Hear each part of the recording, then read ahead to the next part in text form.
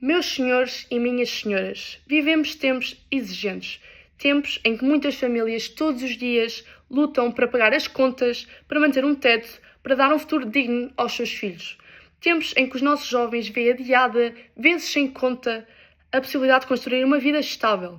Tempos em que os nossos serviços públicos enfrentam carências graves, tantas vezes gritantes, de investimento e de atenção. É neste contexto que surge no debate público um tema que, por mais desconforto que cause, tem de ser discutido e não pode nem deve deixar ninguém indiferente: o aumento do salário dos políticos. Este não é, deixem-me dizer com clareza, apenas um tema económico. É, acima de tudo, uma questão ética, uma questão simbólica, uma questão que mexe com a relação de confiança entre eleitos e eleitores.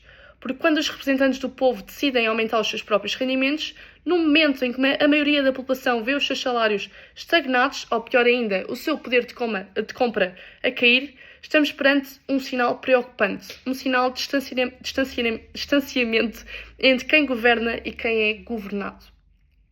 E convém termos os dados bem presentes. Portugal continua a ser um dos países da União Europeia com o salário médio mais baixo.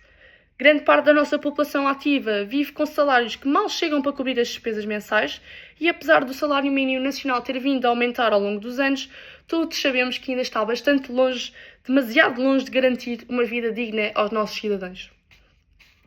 Ao longo do tempo, ao mesmo tempo, a classe política beneficia de remunerações bastante acima da média nacional.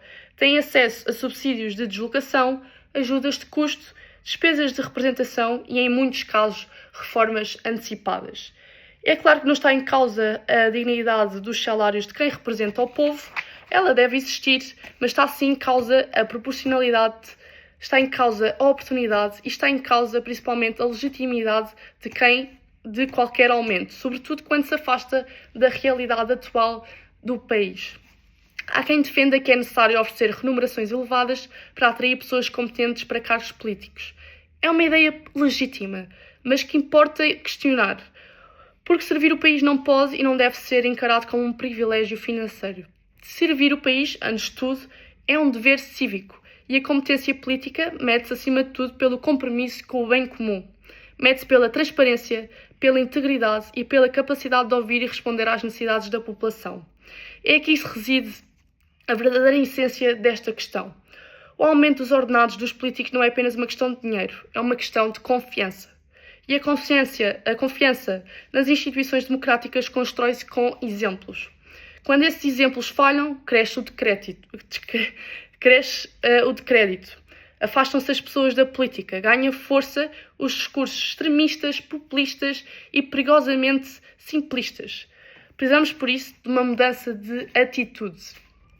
Os aumentos salariais na esfera política têm de ser discutidos com total transparência, têm de ser aprovados com créditos claros e, fundamental, têm de ser acompanhados por reformas estruturais que demonstrem o verdadeiro compromisso com a justiça social, a equidade e a eficiência.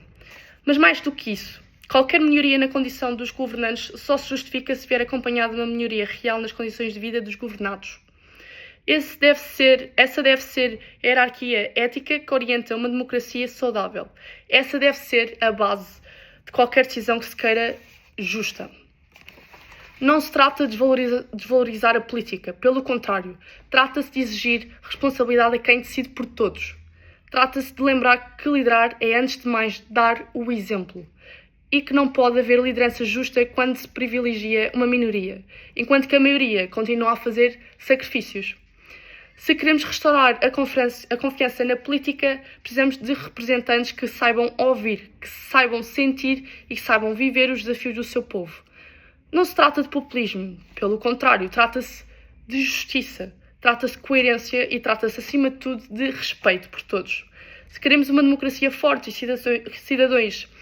cidadãos confiantes nas suas instituições, precisamos de líderes que liderem com o exemplo. O debate sobre os ordenados dos políticos tem de ser público, tem de ser transparente e tem de ser profundamente ligado à realidade que o país vive. Porque não podemos, com seriedade, pedir sacrifícios a uns e conceder privilégios a outros. Está na hora de restaurar a confiança. Está na hora de exigir responsabilidade. Muito obrigada.